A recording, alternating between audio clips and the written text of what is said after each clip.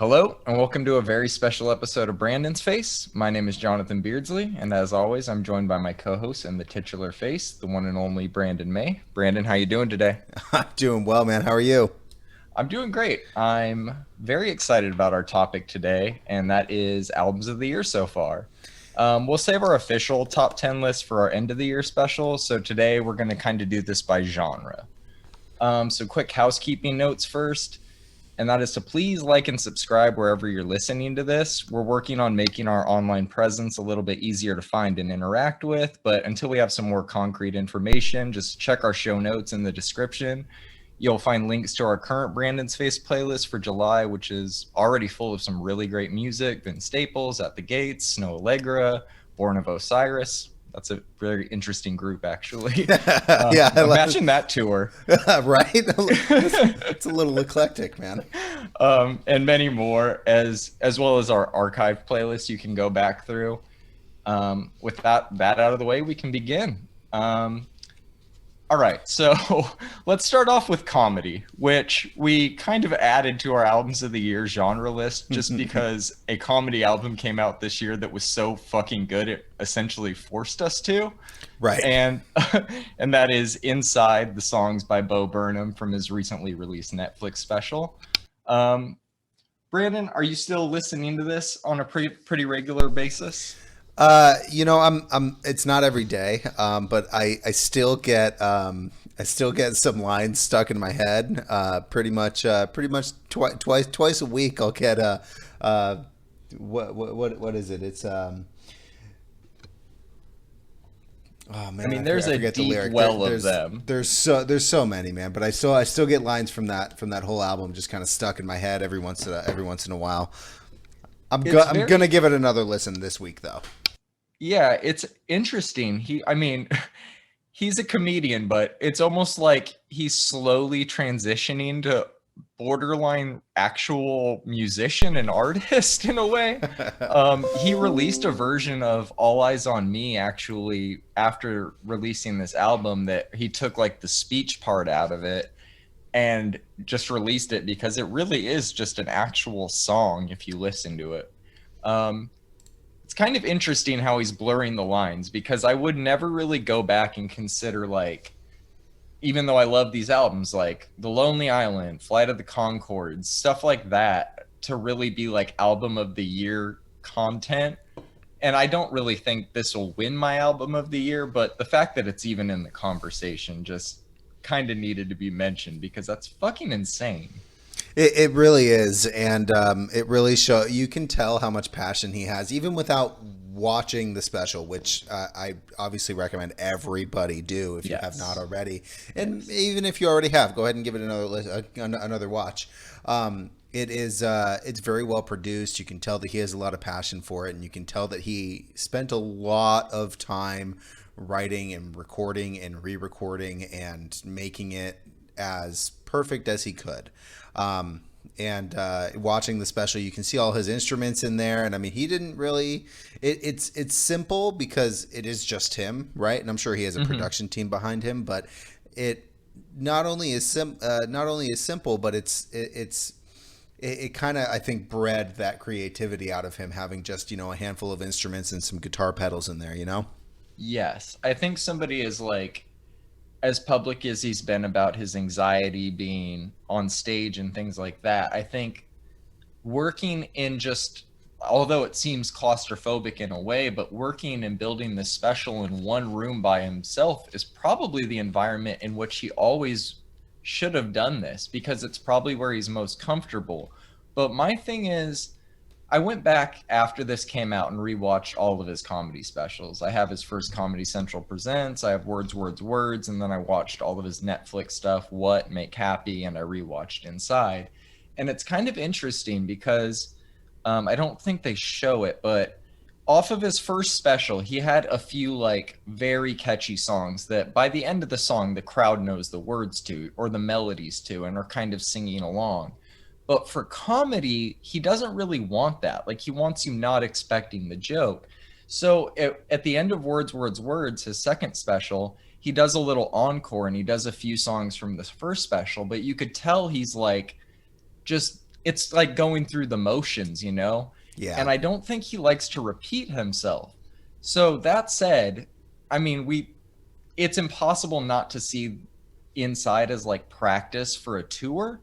It seems like it would be a phenomenal arena show for him to actually like tour with. But again, now that we all know the words and lyrics of the songs, I wonder if that's something he would even entertain doing at this point. You know, I kind of don't want him to. I kind of want to keep it inside that room. I kind of want to keep Yeah. that whole special inside the room, and that sucks because if he does want to do another tour and he doesn't want to, perform these songs live, that means he has to write more. And Yeah, which is going to be another year or two before we see a minimum, you know? right. And watching the special, clearly writing alone in a room all year was traumatic a little bit for him. So Yeah, we got to benefit from that. I don't think he necessarily did. nope, don't think so.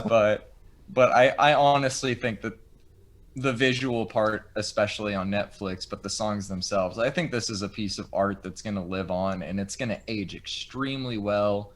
I mean, it's weird to say like this generation's Eddie Murphy's Delirious or something like that, but like maybe for this generation it is. There's not really a lot of comedians representing the younger people, and he does it in such a way that nobody else can articulate, not even his peers. So Well, I and go and for I, it. I think there's something to be said there as well. Not only is he representing the younger generation right now, but he's also representing some of us old dudes. Yeah. Where Yeah. where you can see that struggle with him, and when he turns 30 in the special, you can see and hear that struggle with him, and Yes. it's interesting. It definitely is art. I'll agree with you on that. It is something that is important for everybody to hear. Yeah. I think anybody listening, adult, younger, like teen, 20s, male, female, anybody can take something away from that. And it's hilarious beginning to end. So, Oh, absolutely, absolutely hysterical. all Like, right. So, moving on to one of the most stacked genres of the year, and that is electronic slash dance.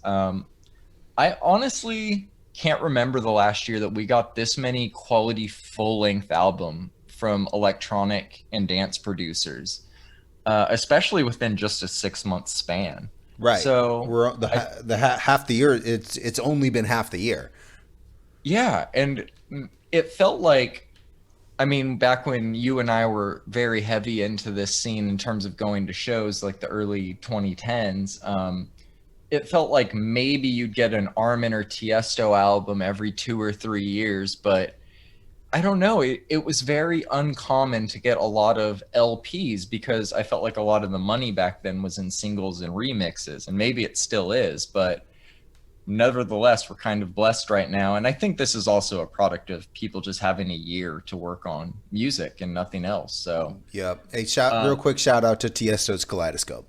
yes, Tiesto's Kaleidoscope, in which, can I say, I still do not forgive him for his Coachella set that year.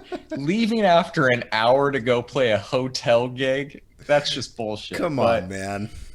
I mean, Kaleidoscope was honestly, not to get too far off the rails here, but Kaleidoscope, I feel like, was frowned upon by the hardcore electronic community at the time for being a pop album. But like, it's a great fucking album. Oh So no, the trendsetter set a trend. yeah, exactly. Exactly. I could. All right, we'll leave it at that We'll because I leave it at can't say that. anything better than that. Let's move on to, or let's begin with Porter Robinson and his album Nurture. So this was a very highly anticipated album. It was a 7 year wait between the album.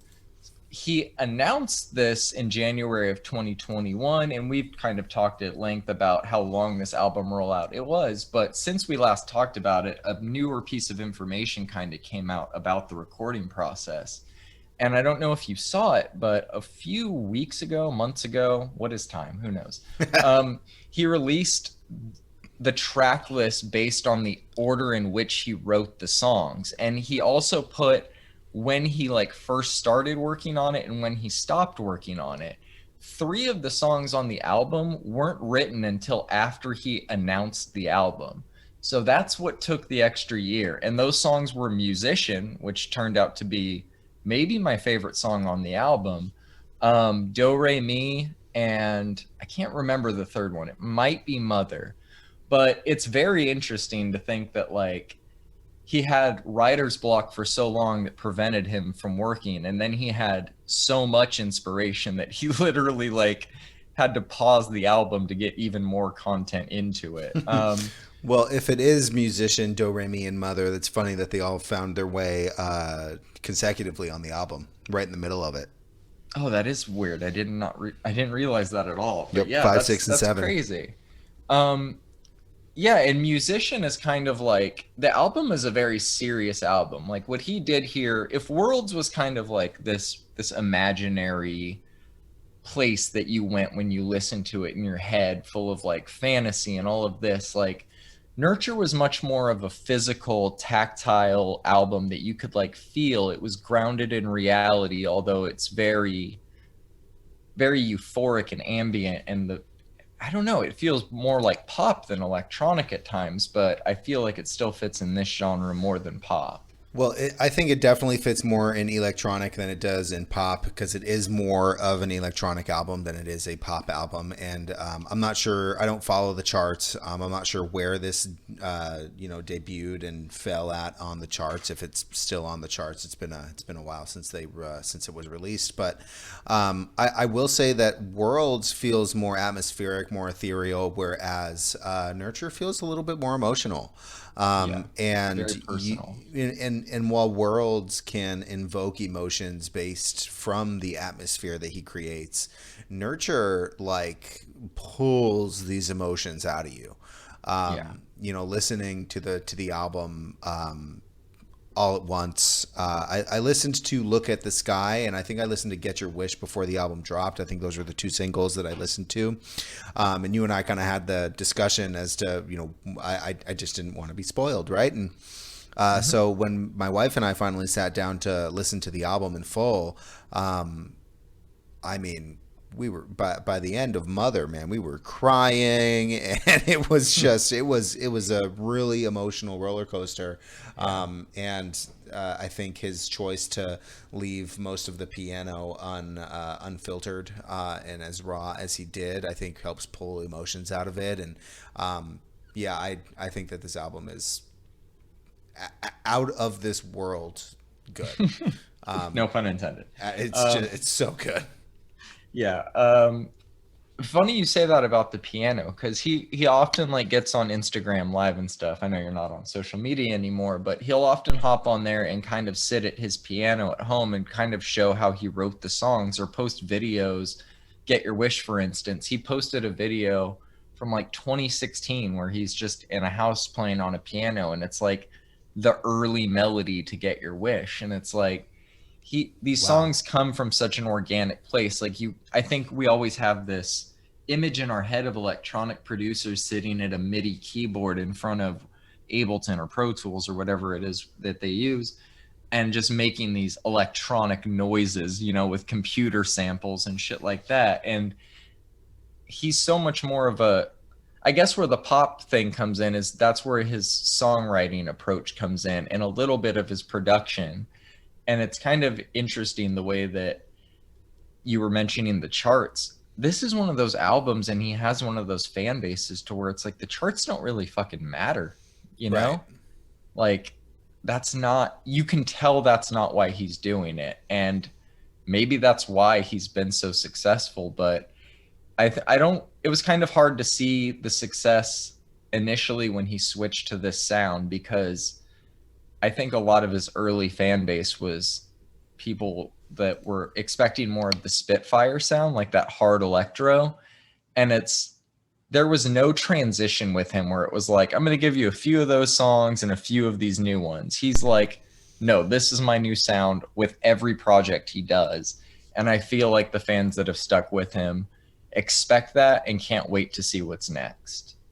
Yes, I'll agree with that, and I think anybody who has followed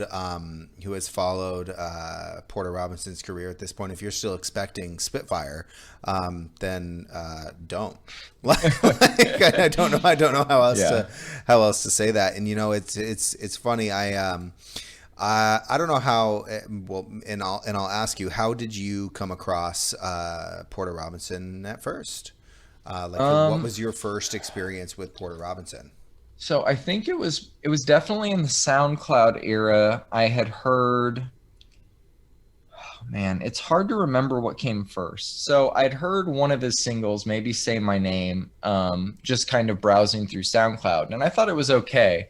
But when he started releasing the singles off of Spitfire, I really liked it because it reminded me a lot of the early Skrillex EPs, but not as chaotic. And I kind of liked the sound he was going for. Plus, he had those like almost knife party like sounds. Like a hundred Right. percent in this bitch sounds like a knife party sound to me It, more than a it Porter song. definitely Uh, does. and then my now wife, girlfriend at the time, and we were in Vegas, and he was playing at one of the clubs in the Wynn, Surrender, I believe, and it was like the Spitfire era. And that was kind of the night I became like an actual fan of him. He wasn't even 21 at the time. I don't even think he could legally step off of the stage, like onto the bar floor. It was a very, very interesting period, I'm sure, in his life. But yeah, that was about the time I became a fan of his. What about you?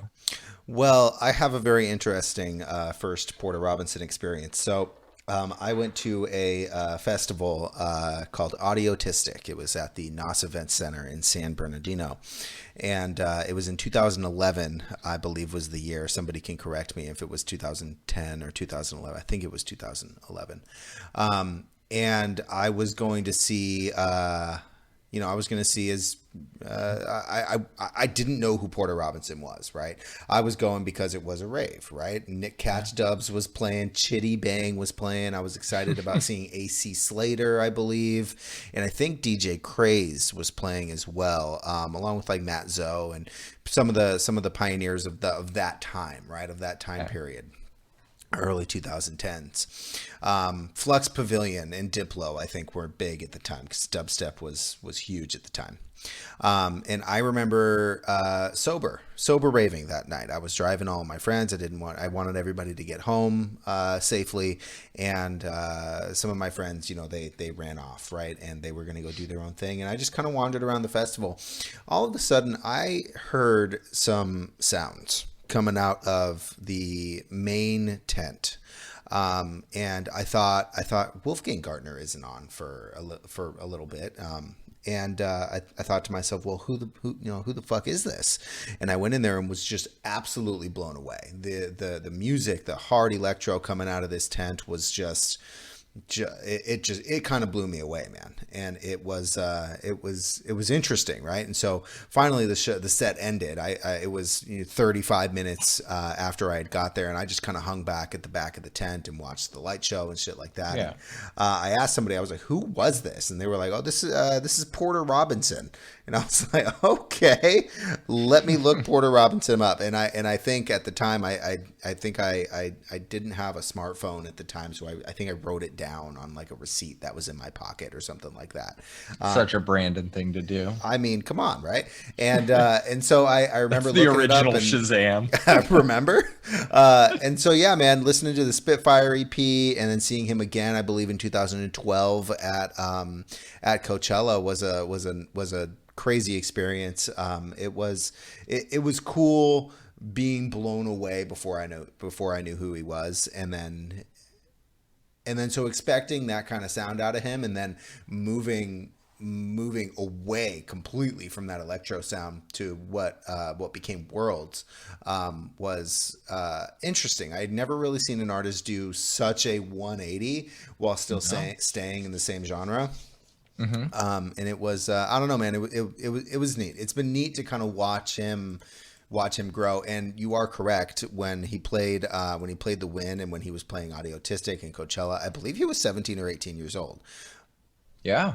Yeah, he was very young back then, and his style was so much different of mixing live versus what you see from him now. He used to change songs like every minute and a half, it felt like, and now it's like full on singing and production. Speaking of, I think there's still tickets to his show that's going to be near me in Eugene, Oregon. Do I spend all my money and get tickets? I Should mean, I be irresponsible, Brandon? you don't want to ask me about being irresponsible about shows, because I will tell you go ahead and do it. And just figure out a way to make some buy two tickets, sell one. Um, I got a wife though. Buy yeah, three tickets, sell buy sell three one, I tickets, guess. sell one. Yeah, no, it's funny though because Porter Robinson, and I believe it's still up on Facebook. If you go through all of his photos on Facebook, he posted after his Coachella set in 2012 a photo of him from. It's a photo taken of him from behind the deck, and it says "Tag yourself" from his DJ set at in the Sahara tent, and he's just rocking a little tractor S3, man. It That's was, so awesome. and to see where he is at today, like you said earlier, his fan base is just next level right now, right? I Yeah. mean, he doesn't need to be on any charts to sell out of albums and sell out shows and yeah, it's pretty crazy to see humble beginnings like that, and it's funny because he also talks about it in Nurture about how that level of fame and success so quickly, so early on, really affected him. So Yeah. Yeah. Much like Bo Burnham's Inside, very much suggest if you have not heard this album, go check it out if you're kind of a fan of electronic music or I mean, this is such it's almost weird to say a fan of electronic music because it's so adjacent to that, but it's a beautiful album that I really can't recommend enough. if you are a fan of music in general, why don't you go Do ahead you and like check this album sounds? out? um, Do you like sounds? What about all right. lyrics? Go ahead and All right. So, moving on to another in that category. This one's more dance. S.G. Lewis, his album Times came out this year. it One of sure the did. most surprising albums of the year for me in terms of just quality and to be talking about it right now is surprising to me because while he was always a really good artist when I would hear him, I never really anticipated him dropping like an album of the year contender or something with such a concise like concept and sound. This is a fantastic disco album that maybe isn't like the top of his potential, but I think that's what's exciting about it. There's still room to grow from here. And this album is just full of some of his most infectious songs yet. Chemicals, Feed the Fire, what's the One more. one more? That's the one I was thinking of. Yeah. Jeez, yeah. This album is full of so many great disco dance songs. And it feels like this is the beginning of him like becoming his what he'll be as an artist in terms of what we'll expect from him sound wise. And I think that's evidenced by his run of features that he's kind of done. He's done a couple this year and what he's started with remixes, not to step on our Brandon's face for later this month, but he just remixed the Bee Gees More Than a Woman, which is very interesting. And the It's fact that he was able to like officially get those stems from the band to do that kind of shows how far he's come. it made me pull out my Bee Gees vinyl. Oh my gosh, that's like, amazing. like it's pretty good. Well, we won't talk about that single, but we will talk about the album Times. Everything about this album is so good, John. Like it's Yeah. so good.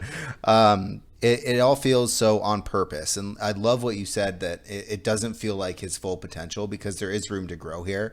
But it feels like he just set out to have some fun and decided, you know what, I'll just jump in my time machine and head back to the '70s, and we'll see what happens. Now, Rogers, do you want to come along with? And it just kind of like made beauty.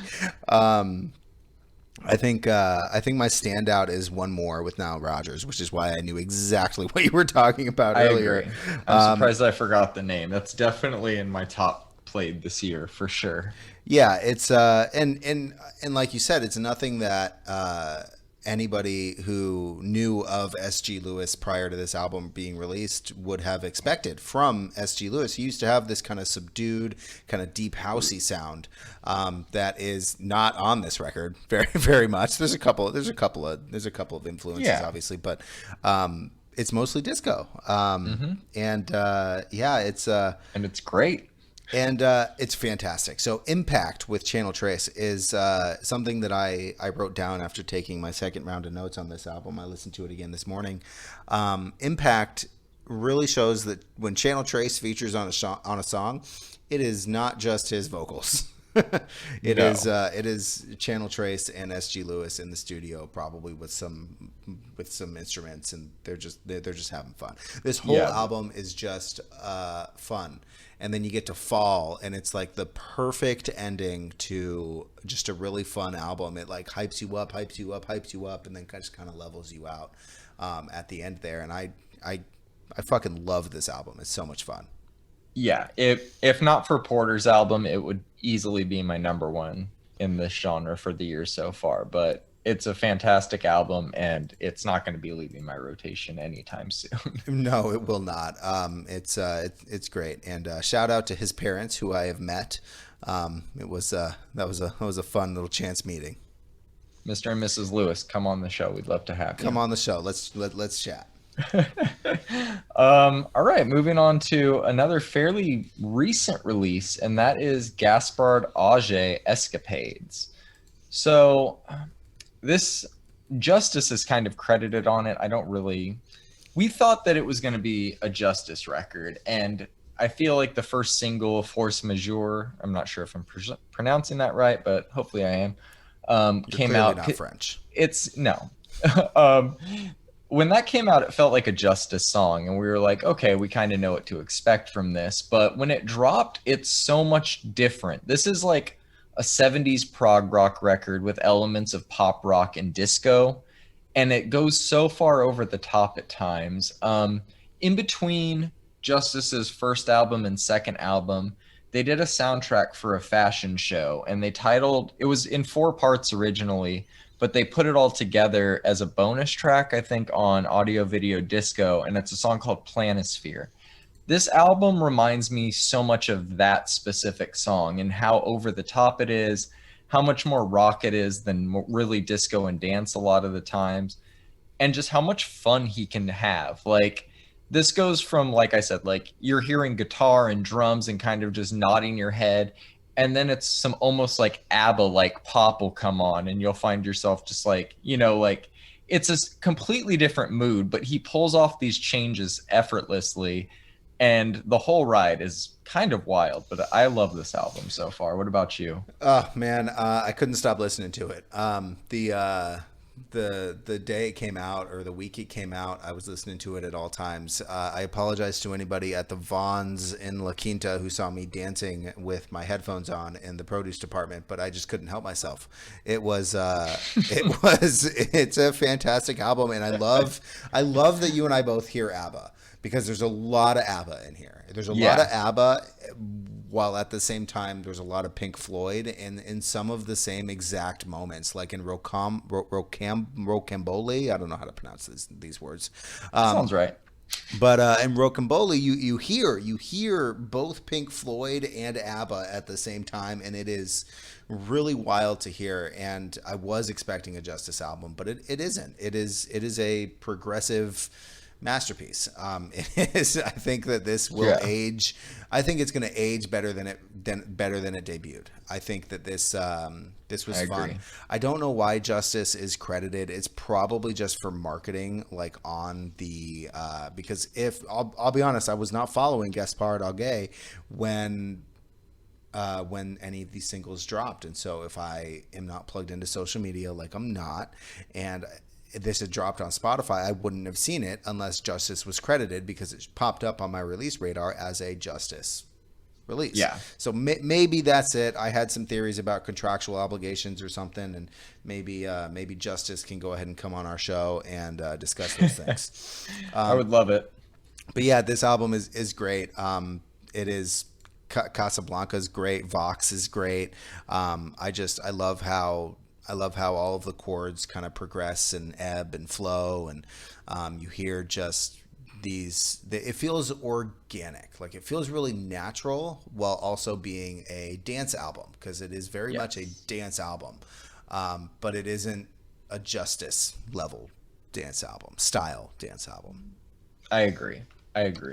And that actually the comparison to Pink Floyd is great too. If this was a mid 2000s alternative press album article about them, it would say rocks like Pink Floyd and ABBA, and I would probably go listen to them just based on that recommendation right there. Absolutely, and I think what I said was, it was as if somebody gave ABBA Pink Floyd's sheet music. So if anybody has not listened to this album, Escapades, do it. It is important, and again, I think it's going to age better than it debuted. Agreed. All right, moving on to Bicep, their album Isles. So you and I talked a little bit about this when it came out, but I don't think we were really having long form discussions about albums quite as much. I went back and listened to this album a few times actually recently, and it's grown on me more and more every time. Their style is so unique. Their sound is so interesting. Like the way that they build their songs layer by layer into these, like they don't sound simplistic when they start, and they still are progressive, which is a very interesting approach to me. You've suggested this as one of your albums of the year. Where does this one rank for you right now? Well, it's tough. So I was thinking about what would fall under the wide brim of EDM, right? And Yes. EDM is electronic dance music. This is not dance music, I don't think. No. I think this is very much electronic music. And I think that's kind of where the distinction lies. And I'm not sure if I'm going to assign a number to it right now, but I will say that it will probably end up on my top 10 of the year. And it's weird having that be the case, because I'm pretty sure this released on the 1st of January. I could be wrong. I'll look at it. But yeah, I agree with you. It's very unique. It isn't something that is traditional by any sense. Feel My Bicep, which is, I believe, half of Bicep, does does a lot of techno. They play a lot in Spain and on the islands over there, and they play a lot of techno. And I think the structure of which they build and layer their songs is very familiar to the techno sound, while this is not techno. So they kind of took a practice and a kind of like a schematic of how to build a techno song up from just a 4/4 kick drum all the way through this ethereal percussion laden crawling bass line techno song, and they kind of transitioned that to whatever the fuck you would call this music, because I don't even know where to categorize it besides just electronic. And Yeah. that's kind of one of the things. Modular almost. Yeah, that's kind of one of the things that drew me to it, because it's one of those albums that, like, you're done with it, right? And it's a 49-minute album, right? And that's typically after 50 minutes of listening to one artist, one band, one album, I am, if the album's done, I'm done with the album, right? Yeah. But this is one of those albums where it's like, okay, I'm going to start it over again. Because I hear little things differently each time I listen to it, which kind of, I'm not sure if you followed the release, but when they released their LPs, the vinyls of this, they released 3 different versions, and each one of those versions has a different album art. It's the same, but it's different. And I think that really speaks well to the music that they created within this album, which is, it's the same album when you listen to it again. None of the sounds have changed, but it's different.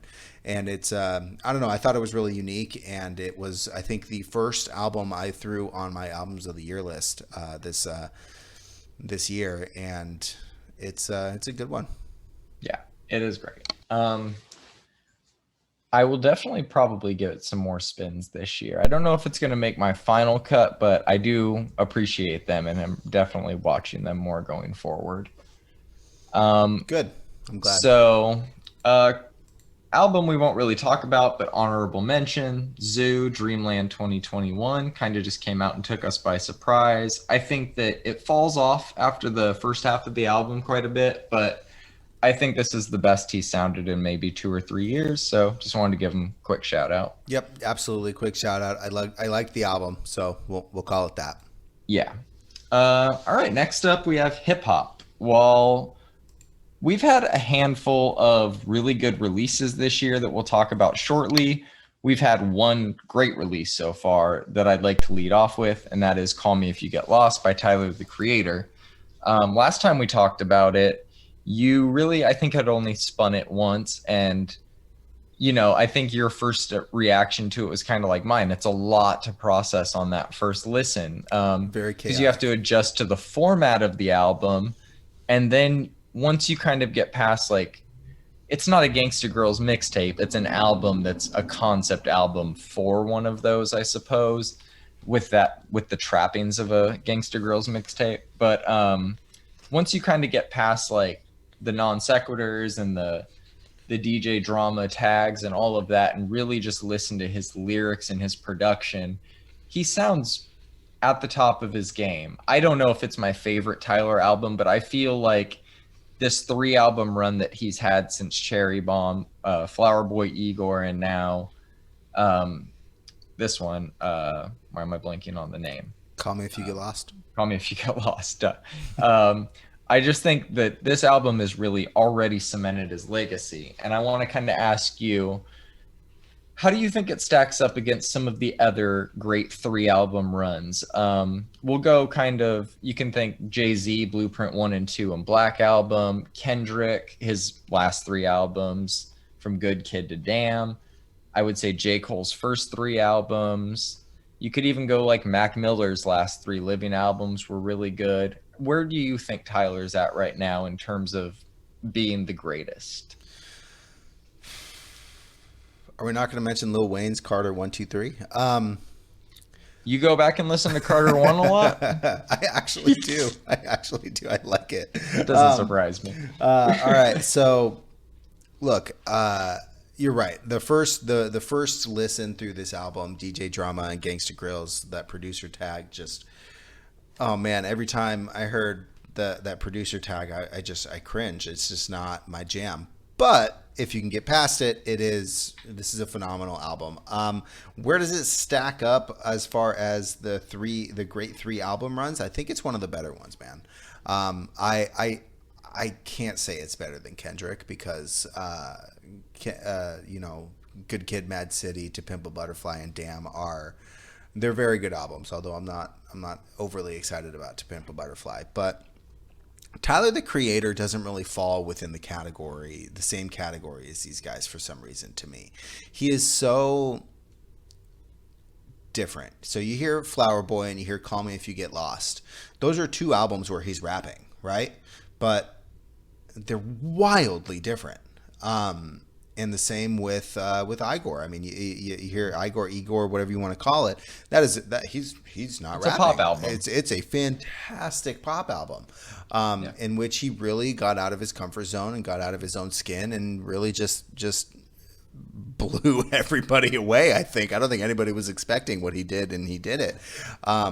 It is Tyler the Creator. Really, he is creating. He's creating entire pieces of art as he's recording these things, and I think it stands out because if you look at Good Kid, Mad City, To Pimp a Butterfly, and Damn, all 3 of those albums are very clearly the same artist. However, if you showed these 3 albums, Flower Boy, Igor, and Call Me If You Get Lost, the only reason why somebody would know that it was the same artist is because of his iconic voice. Yes.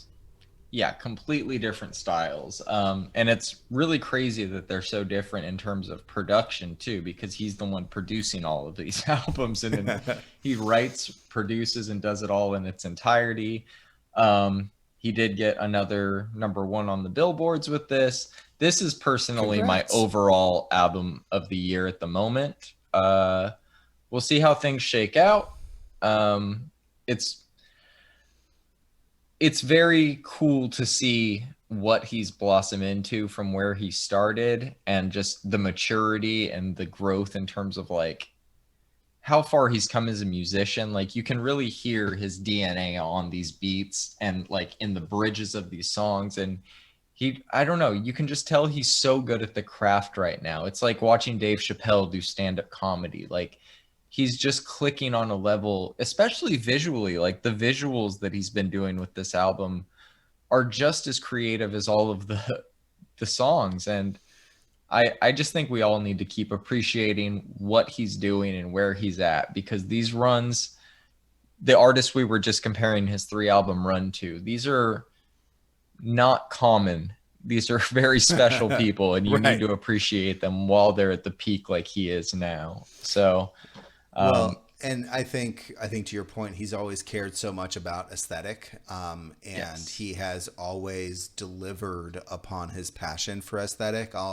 My first introduction to Tyler the Creator was the music video for Yonkers. And The my beetle? the Madagascar cockroach? hissing Is that cockroach. what it Yeah, was? it's a crazy bug. I don't know if you've ever seen one in person, but they're friendly, but they're gross. But watching him rap while doing that, you can tell he did not like that. But he got used to it real quickly because that was the aesthetic he was going for. Yeah. And he knew that in order for his art to appreciate in creative value, he needed to sacrifice something from himself. And I think that it all kind of came to a head on this album, where he said, I don't even need to sacrifice anything for the aesthetic that I'm currently feeling. Right. I mean, I think the first lyrics you hear Tyler the Creator say is, "I might buy a boat." Yeah. And I think that's exactly how he's feeling right now, and I fucking love that. Go get it, man. Buy the boat. Yes. Keep doing you, Tyler. We love it. Right. All right. Moving on to, we'll just talk about a few of these albums. I don't think they're personally on quite the same level as Tyler, but they've been very good and they've stayed in my rotation and I enjoy listening to them. First, let's briefly touch on Benny the Butcher's The Plugs I Met Too. Came out earlier this year, produced entirely by Harry Fraud. This one was kind of a surprise. I don't think he was a rapper on really either of our radars. And I heard a song or two off The Plugs I Met in 2019 when he dropped that, but I never really followed him as an artist. This dropped, and I just happened to be like, I feel like doing this whole playlist with you lately has just made me listen to more things and kind of see what's out there, and he was one of the results of that. And it's a great album front to back. I feel like for especially in the rap world, to call like a song When Tony Met Sosa, it's really got to live up to that kind of name, and it does. He does. Yes, he's part of the Griselda Collective with Conway the Machine, West Side Gun, and those guys. And I feel like what they're doing is they're not going for trends, they're doing what needs to be done in hip hop right now, honestly, and I'm here for it. Any words you want to say about it? Honestly, I mean, it is on my albums of the year playlist because it's good. I haven't listened to it in about a month, but I think I should again. It's a really good one. It reminded me a lot of Pusha T's Daytona. That whole feeling that you get when listening to. When listening to both of these, you kind of get this feeling, and it's like, all right, well, I haven't bought drugs in a long time. Maybe I should. And it's just one of those things. Don't do drugs, anybody. But I did really enjoy this album. It's a good one. Oh man, I could talk about Daytona all day, but we'll save that for another podcast. So we'll briefly talk about Code of the Friends. 2 albums that he's released, Lyrics to Go Volume 2 and To Kill a Sunrise. Code of the Fiend, that is completely opposite of that aesthetic. Yeah, Code of the Friend changes the connotation behind it. Yeah, definitely, doesn't it? One letter. No regrets. But so Lyrics to Go kind of has this very laid back vibe to it, almost like it was produced by Nujabes. And I Right. fucking love that. $200 especially. That sounds like Nuja Best to me. His lyrics, all these songs are about a minute, 2 minutes at the most. I honestly don't know if any song on that album reaches 2 minutes, but it's a quick listen. I love it. I feel like this is the format of rap. Again, not to step on our current Brandon's Face for July, but like the Vince Staples album that just dropped, that's 22 minutes. So I feel like we need to treat these like full-length albums now and not mixtapes or whatever they're being marketed as at times by their labels, because these have just as much thought and honestly staying power as some LPs do. Well, And go for it. Well, I think with lyrics to go, it just kind of feels like, judging by the album title, and I haven't, looked into it at all. Maybe I should. I'm a huge fan of Coda. I think it's just lyrics that he wrote that could never fit into one of his previous albums or singles or verses that he featured on because they're too long for single verses. And I think he was just like, let's put a beat to this and just put it out there, man. Because if it's on paper and it's not out there, what is it doing? Yeah. And I love it. I do listen to this one pretty often. $200 and Santa Barbara are probably my favorites off of this one. Yeah, Clinton Hill, Pomegranate. The more I look back on it, the more I realize it really is a no skips album, especially if you're a fan of his. Oh, it's great. And To Kill a Sunrise might be even better. Honestly, it's produced entirely by Static Selecta. It's got fantastic tracks like Wolves, Hate, Dayglow, Sunrise, Sunset. He really has started out this year on a hot foot. His features have kind of had diminishing returns lately, but I think we're going to get at least one more album from him this year. And if it's anything like these two, it's going to join these two on this list. I would be very surprised if we didn't get another album from him. He's been very busy, and very clearly this was released. This was recorded probably way earlier in the year, or even last year, and just not released. Sunrise is just an incredible song. The whole album is great. I listened to both of these this morning again. I listened to Coda quite a bit. It's kind of just me and my wife just vibe to Coda, man. I mean, his album Everything from last year, his album Photo from 2019. I mean, these are going to go down as classics that people didn't know about. We're gonna see a Complex album in 2028, and they're gonna say, artist you didn't know about and you're sad. And it's gonna be this guy. And I mean, even with his let's see how many he's got, 3 million monthly listeners on Spotify. That is criminally underrated for how good of a rapper, how good of a lyricist, and how well he kind of melds sounds together. Even when he has outside producers and shit like that. I mean, he's at 3 million monthly listeners, being underrated. He's going to come out the gate with something or something. He's going to go down as a great lyricist of our time, I think, at least to me. Yeah. Oh my god. Yeah, his lyricism's amazing. The rap Banksy, I don't care how you paint me. It took a lot of negative energy to create me. One of my favorite lyrics of the year so far. Fucking great, man. And two quick honorable mentions that we won't really talk about, but will honorably mention are Chico, Once Upon a Time. She released an EP earlier this year, kind of a blend of hip hop and R&B. Great EP. Worth checking out. And Corday, Just Until, which is a little 4-pack to kind of prep you for his album, which I'm kind of reading into the last words he says on the 4-pack, which is album coming soon from a bird's eye view. So I'm guessing that'll be the name of it, which pretty fucking sick name. So yeah, if it's as cool as its name, I'm really excited for it. We will see. Hopefully it is. His features have been great this year. So his features have been great. We will be talking in our next episode about a song he just did with Nas and Freddie Gibbs, which was kind of a bucket list song for him, and phenomenal. Go check that out early, so when we talk about it, you know it as well. Right. The link for the playlist will be in the show notes. Yes. All right.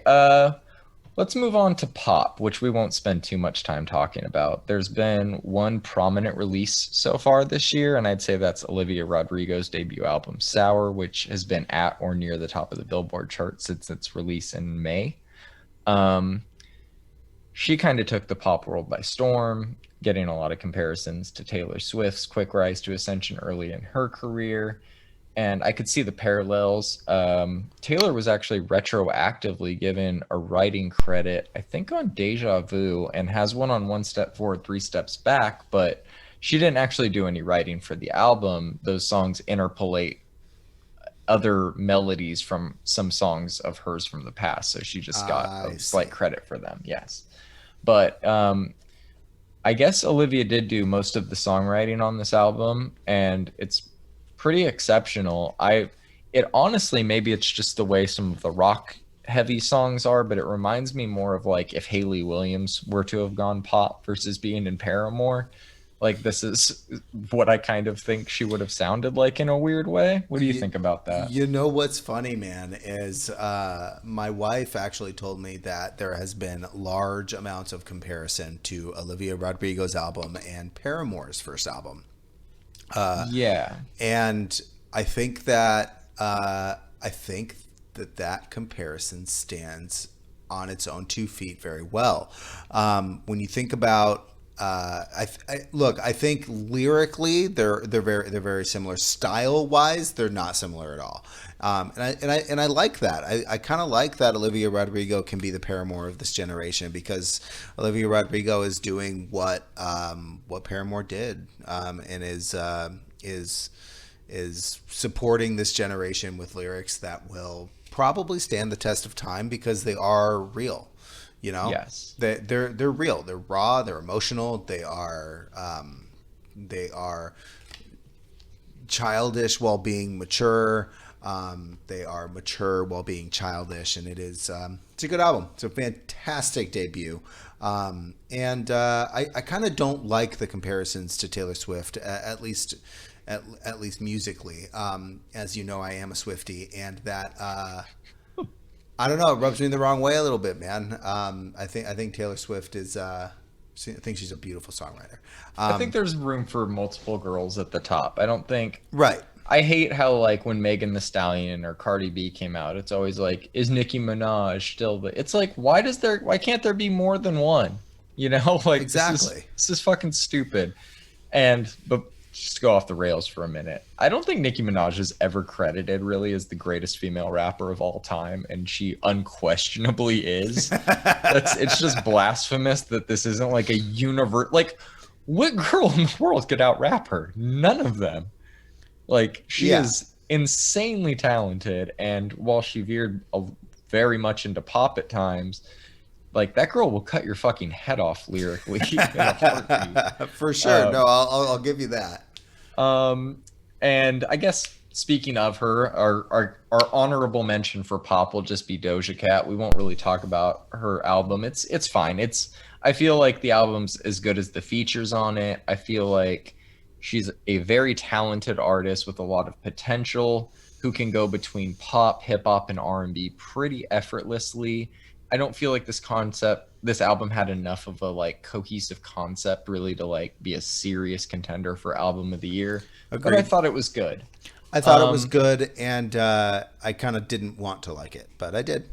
yeah, exactly. And Jid stole the album with a very short verse, so impressive. As is tradition for Jid. But while we only have real one contender and one honorable mention, I feel like it being summer now, we're going to get a lot more contenders. Billie Eilish has an album dropping at the end of this month. Clairo, I don't know how to say her name. She has an album dropping this month too. So we'll kind of keep an eye on that and maybe try and add a little more pop into the playlist since we don't cover much of it. Right. All right. So next up is a genre that is closest to my heart, and that is R&B. R&B is kind of in a weird transition period right now since the most popular R&B artists of the decade have all moved on from the genre in some way, or of the previous decade. However, in that wake of artists like The Weeknd, Frank Ocean, and Miguel either going on to more pop sounds or just not staying active enough to keep up with like the mythical king or queen of R&B crown that people talk about. We've seen a new group of R&B artists kind of start their rise to the top and fill that void we were having in the genre. And the first one I guess we'll talk about, since it's kind of fresh in our mind, is Her, who recently released the album Back of My Mind and has been in my rotation since it dropped. It is very long, very ballad heavy, It but I is do long. feel like there are some of the best R&B songs of the last 5 years in here, including "We Made It," "Come Through," "Slide," "Damage." This is a phenomenal album. I just feel like her last two albums before this were each about 20 songs. For an official studio debut, I was kind of hoping for something a little more concise, but nonetheless, I think it's phenomenal. And I think maybe if the album doesn't, a few of the songs will be nominated for Grammys, which if she wins a third Grammy before being 25, I don't really know who else is on the same level as her right now. War and love don't combine. Destiny doesn't roll the dice. Watch your back. Save me mine. This Yes. album is fantastic. Yes. And as you know, I'm not a big fan of ballad heavy R&B, but like, whoa, man. I mean, you've got lines in here, killing my ego through my self-reflection, something that we all fail to do. We've got some real bangers of R&B songs on here, and it was long, but it was worth me. It was worth me throwing some nice headphones on and listening to it all the way through. It's worth what is it, hour and 20 minutes or something like that. Yeah, it's very long, and she could have cut the little baby song if nothing else, What is but she, Tool? she's the R&B tool. Yes. I love that comparison. We're going to go forward with that on this show. I like it. Yeah, I feel like she could have cut a few of these. The little baby song doesn't fit, but honestly, like the highs we just talked about were phenomenal. Let's throw her BET performance of "We Made It" in the show notes, because I think when you see like what she does with the drumming and the guitar and really how complete she is as an artist, the whole picture will kind of come together for you. For sure. Another R&B album to talk about. We don't really have a clear-cut winner in this, and again, to tease our conversation later this month, Snow Allegra just dropped an album that will easily be talked about for me later on this year in this same conversation that I highly recommend checking out. But first, let's talk about Gallant's Neptune briefly, which was his first release since becoming independent. His debut album, Ology, came out in 2016, and he got a Grammy nomination for it, which is very insane. But he is not a traditional R&B artist in the sense that he has a vocal range that is octaves, like he can hit notes octaves about, it feels multiple scales above Right. even like the best R&B artist. What he has, you cannot learn. You're either born with or you're not. Right. This album is great. I feel like he's a interesting guy that if you have social media, I highly recommend following, because his personality is very different, and you'll kind of see like Julie feels like a city pop song, and when you know like kind of the things he's into, that would make a lot more sense to you. But like I feel like this album honestly has no skips. He got to work with Brandy on it, which shows that he's earned the respect of legends, and he has a collaboration with Van Jess, which shows he wants to work with the current group of upcoming R&B artists. Do you have anything to say briefly about this? Well, the early 2000s did not die. They're still happening. They're just being revitalized and refreshed. Yes, they are. It, That's it, well fe- put. it, it feels like Usher up a few octaves. Like Yeah. this is a great album, and that duet with Brandy is, forgive my pun, fucking dynamite.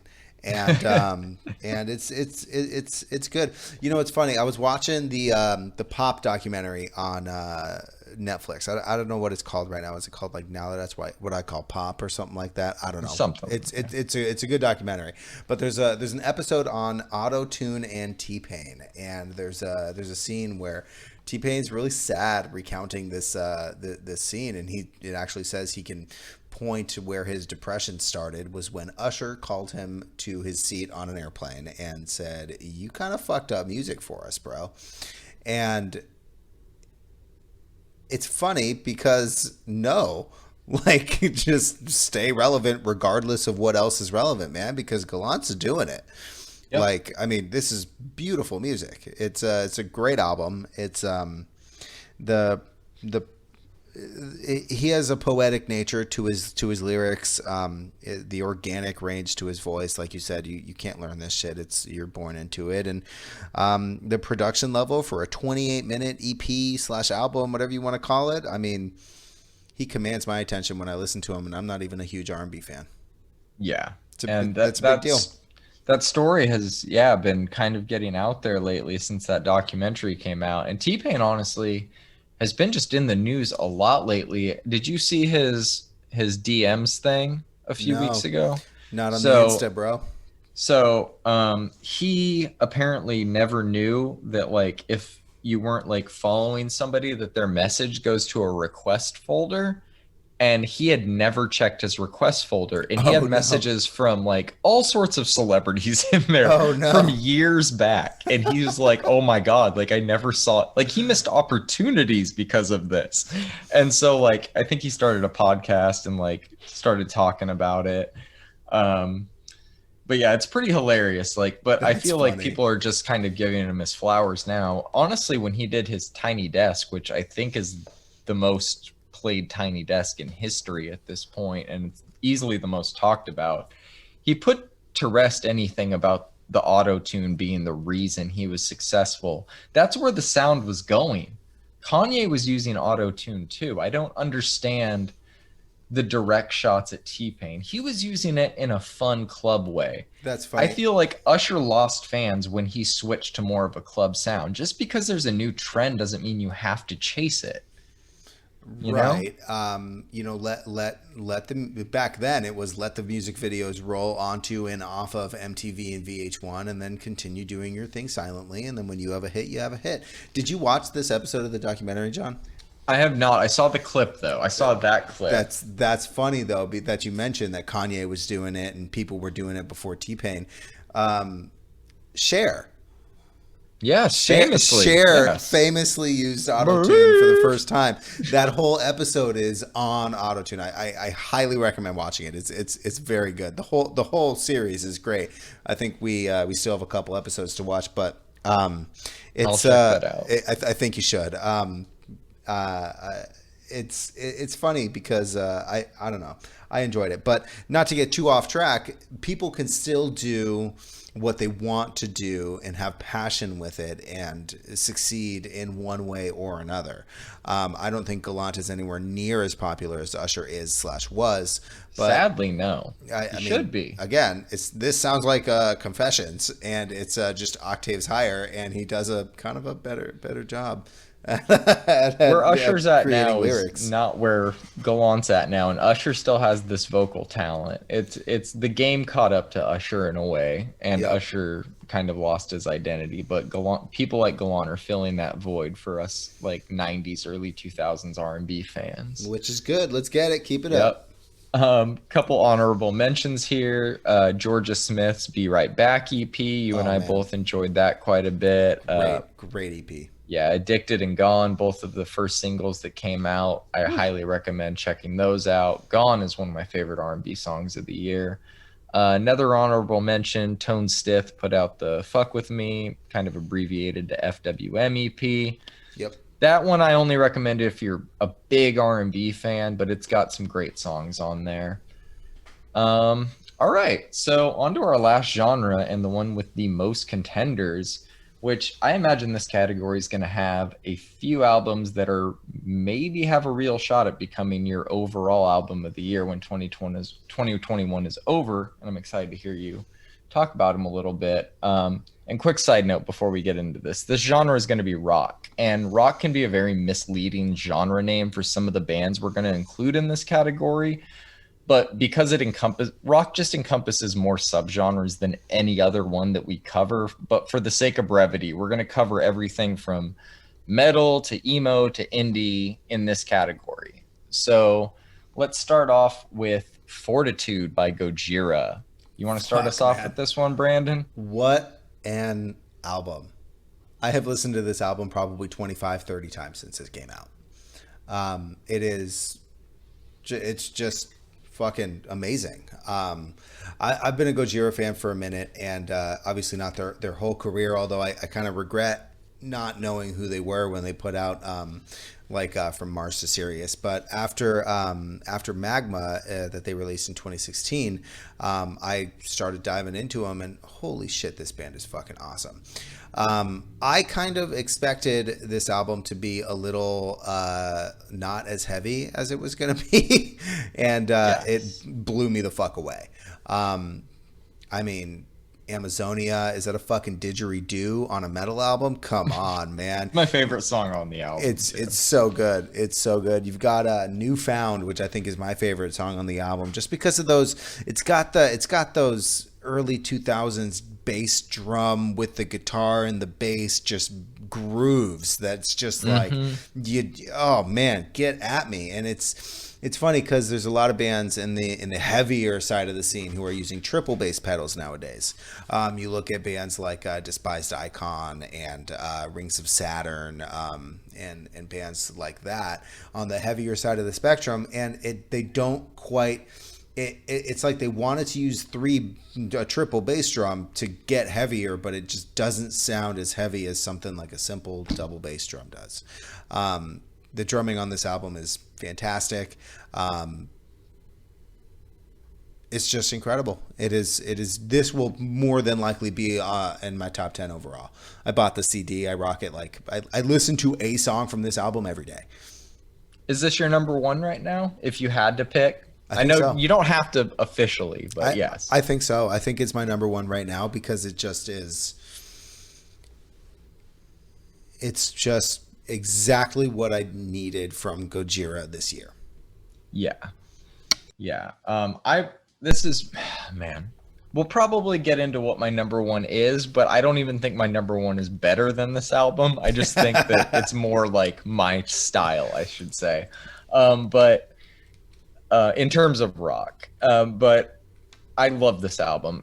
Like you were saying, the whole double bass thing, like there's nothing better than just like perfect chugging with syncopated double kick drum. Amazonia is a perfect example of that. That's probably why it's my favorite song. Funny you mentioned Mars to Sirius. That was when I discovered them. Not when it came out, but it was actually, I think, when the album after that was like starting its rollout. I was just like deep looking for whatever heavy bands I could find at the time and over download my iTunes with.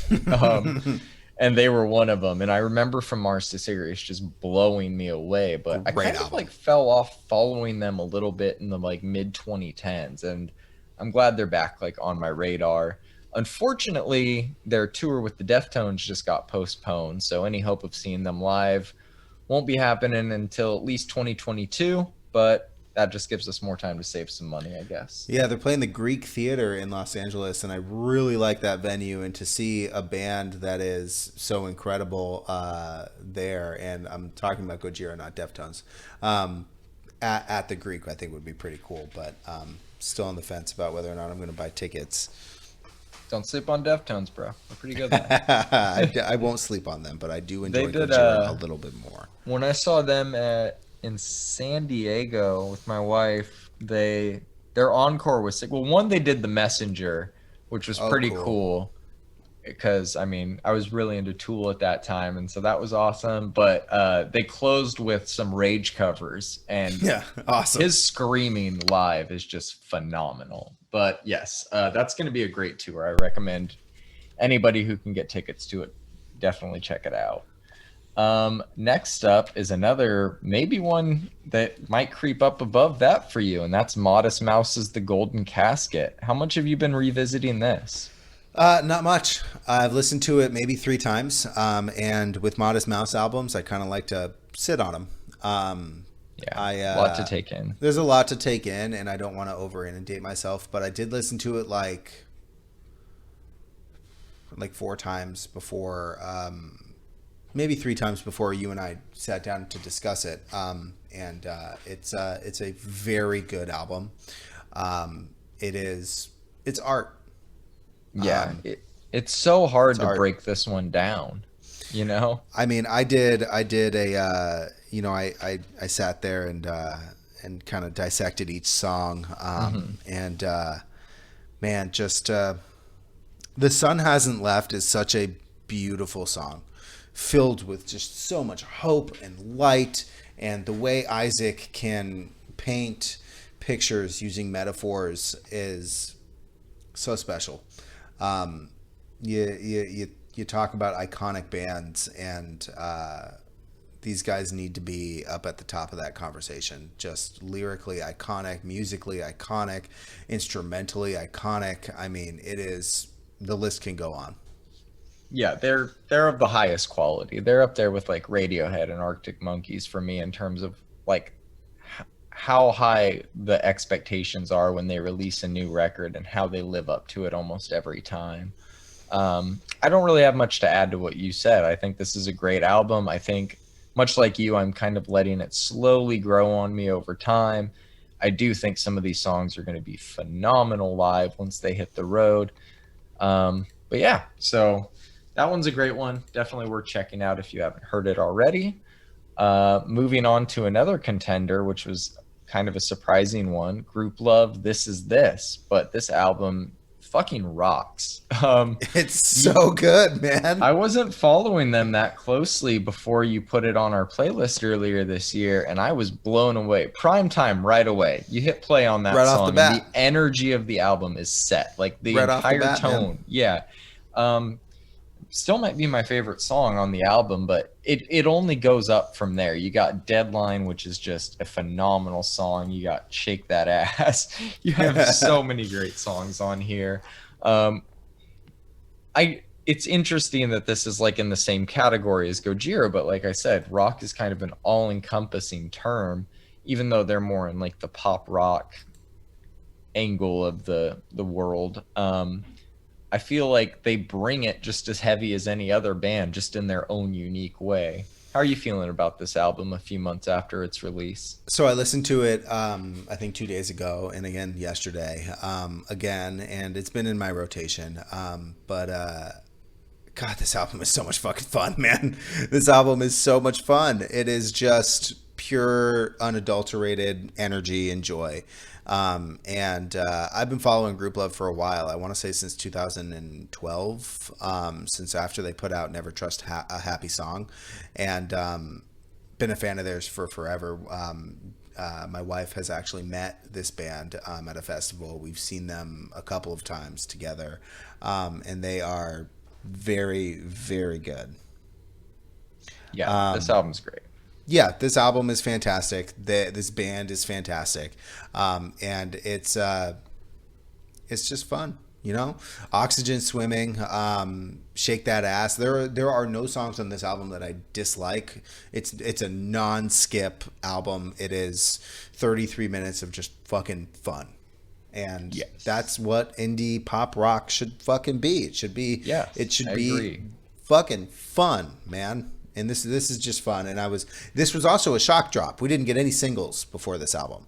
It was a good point. Hey, here you go. Here's this album. And it's like, whoa, okay. And it was just, I loved this. I love this album. I love this band. Keep doing what you guys are doing. It just resonated with me, I guess. Same. So next up is my favorite rock album of the year so far, and that is Kenny Hoopla and Travis Barker's Survivor's Guilt, the mixtape. This one really took us by surprise. They'd released, I think, a single or two prior to it happening. We did not necessarily know a full album was coming. I know it's labeled a mixtape, but these are kind of just definitionless at this point. Yeah, They're all projects. I was going to say, are we going to discuss the linguistics of calling an album a mixtape or an album? They're all projects. That's where we stand on it. There it is. Yeah, no, I don't care. Some of the things I was giving honorable mentions to earlier were EPs. I honestly feel like I can love an EP as much as I love an album sometimes. That's just how it is. Oh, easy. Lady Gaga's The Fame Monster was like 8 songs, and that's better than any album she's ever done. True. But anyways, back to Kenny Hoopla. So he's a very young guy. He's just playing, I think, his first live shows because he really started releasing music during the pandemic when everything was shut down. This album is great. It's very reminiscent of some of the best, like, I would say early 2000s pop punk, kind of fused with some of the emo and screamo elements. Although I think it's on the song Survivor's Guilt. I've heard one of the worst low screams I've ever heard in my life on this album at one point, but I love that he's going for it. This is probably one of Travis Barker's best like newer generation collaborations, and I honestly think songs like Smoke Break or So good. yeah, that's like So good. that's it's anthemic in a way that I was not expecting from him at this point in his career. Yeah, it's I agree with you. I'll say that this is my favorite Travis. And I wouldn't say his best, but I think my favorite Travis Barker recent collaboration. And I think this album was what pop punk needed. Yeah, I agree. Emo and pop punk needed something new, something fun, something injected into it, something to bring attention to the genre itself, and we got it. This is it. This is it. Fan fucking tastic. 10 out of 10 still. Yeah, this album's fucking great. Yep. All right, quick question for you. So we were kind of talking about Olivia Rodrigo earlier. This popped into my head. Would an Olivia Rodrigo Travis Barker collab song do anything for you? Wow, I'd love that. I don't think that. So one of the things that makes Kenny Hoopla and Travis Barker work together so well is that Kenny has this. He can throw lyrics out there really quickly. I don't think that that works as well for Olivia Rodrigo. And I think when you start to slow Travis Barker down, as you saw and as you heard in Atreyu's garbage pile of a song, you don't get as much Travis out of it. So I think they would both have to compromise a little bit. And I don't know how that would sound, but I'm fucking here for it. Go for it. Let's hear it. Same. We'll get to a few honorable mentions in a minute, but let's talk about maybe our last real contender for rock album of the year, and that is Fear Factory's Aggression Continuum. Are you still listening to this every morning? I am not listening to it every morning. No. Okay, that's but it's probably for the best. It's ingrained in my head, man. What do you think? I'm going to become a sub alien cyborg here? No, I still love this album. It's the perfect send off, man. I think we talked about it, but I didn't record it because I'm an idiot. Yeah, perfect ride through a human robot hybrid dystopian future. It just everything about this album is everything you wanted in a Fear Factory album, everything you needed in a Roadrunner Records release, and everything you want out of a metal album that isn't, death metal. Yeah, they're 30 years old as a band. Like that's fuck, man. That's fucking great. Their first album came out in 92, which is going to be 30 years ago next year. That's insane to kind of have this creativity left inside of them and this just relentless energy, even if it's just on recording. I'm sure they can still do it live if they want to, but it's very impressive. It's a great album, and much like you said, pop punk needed Kenny Hoopla. I just feel like music in general needed a great Fear Factory album to just send them off with the proper way, and I feel like this cemented their legacy. I mean, every half a decade, you will go and, Loudwire and Decibel magazine, they'll put out their decade-long lists of 25 35 years ago what was happening in the metal scene, and Demanufacture is from their 1995 release is always going to be on those lists, and I feel like Aggression Continuum will probably be on those lists from in 20 years, in 15 20 years we're gonna see throwbacks to the greatest ending of a band possible. I can't wait to talk about that on a podcast 20 years from now with you. Yeah, let's do it. So, all right, let's wrap this up just with a couple of honorable mentions in the rock category. And I'll start with an album that's really grown on me since it came out, and that's 21 Pilots' Scaled and Icy. Great This album, yeah, when it came out, I kind of said it felt like their version of Panic at the Disco is pretty odd in terms of like, it felt like they'd been listening to a lot of Beatles and just kind of found this almost like brass sound and using a lot of keys in a more pop heavy way. But I honestly think this is some of their best songwriting. I feel like they're really coming into their own. I feel like even though I probably like some of their previous albums more at this point, I feel like those albums are of a specific time period, and I feel like this one is so much timeless is kind of an overused term, but it feels like this one might age better and not feel so specific to a certain time that it came out the way like Blurry Face does. Like everyone's like, oh, that's the early 2010s. That's people wearing beanies and skinny jeans and all that shit, you know? But every time I listen to Saturday, I'm fucking happy. It's Like such I a good love song, that man. song, man. I think they have a music video that was supposed to have dropped already, but they said they needed some extra time to work on the visuals for it. Really looking forward to that. Great song, great album. Continually impressed by them, and I really don't care that people kind of lump them in with like Mallrat Hot Topic bands. I unironically really like them. Feeling great. I can't feel the waves anymore. Did the tide forget to move? I just pray that I'm not losing you. Yeah, What it's what an great. album. It is lyrically their best album. It is musically their most fun album, and it is it's definitely going to age better than all of their other work. I think they might have sat down and realized that they needed a magnum opus and decided to write it, and I love that. Yeah, and I feel like despite it, or not despite, but even if it is their magnum opus, I feel like they still have farther to take this. Because like on songs like The Outside and No Chances, you get a little bit of that compromise. It feels like the label was like, rap a little bit, throw some like electronic bass in this song. Right. And I feel like it's like, you know, we get that that's what the fans want because he's very good at that style, but I mean, they're still going to play those songs. Like you need to let artists grow. So I'm really excited to see if they grow even further into this sound or if they just keep taking left turns. Um Last up, I want to just give a shout out to Chevelle who put out the album Fuck. Miratias. Um it's a great album. I would say on par with Tool. Like it's fantastic. It flows together very well. I honestly can't recommend this album enough.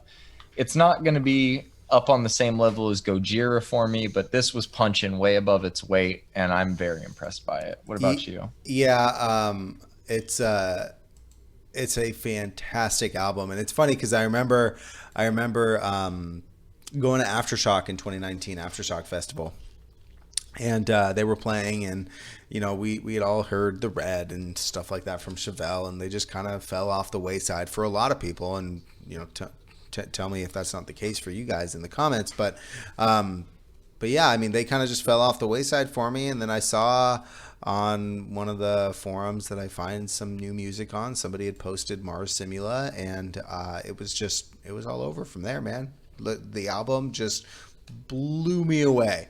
The lyrical capacity, the way that these guys have been a band for forever, also, and is still putting out. I mean, their first album was 1999, so we're talking about a 21, 22-year-old band here at this point, and yeah, this is fantastic. It is. So that's kind of the end of our main show. Let's wrap this up with something fun, impromptu. Brandon had no idea I was going to ask him this. Top three songs of the year, any genre. Go. Oh fuck. All right, Newfound by Gojira, Wilshire by Tyler the Creator, Love it. and hold on, what's the song? What's the song? Please hold while I process that request.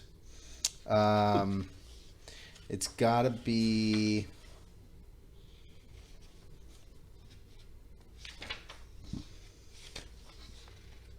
Just one more second. I have it somewhere. You're lucky I'm not Alex Trebek. I know it's in here, man. I know. It's gonna have to be. Bezos 2 by Bo Burnham. That's honestly not far off. It is going to be. It is Fuel Injected Suicide Machine. Respect. That was off the top of my head, so those are going to change by the end of the year, folks. But Yes. off the top of my head, I just wanted to that's put it. Brandon on the spot. Yeah, I'm going to go with Gang Signs by Freddie Gibbs and Schoolboy Q. Oh, so that's a Fuck good With one, Me too. by Tone Stith. and What's Your Name by Tyler, the Creator. Love it. So that's all for us. Be sure to check our show notes for the links, and be sure to look out for our new episode of Brandon's Face coming later this month. Absolutely. Thank you all for listening. Don't forget to like and subscribe, and have a great weekend. Thanks, John. Smash that like button and hit subscribe. or don't. Just click it. Later, guys. Bye.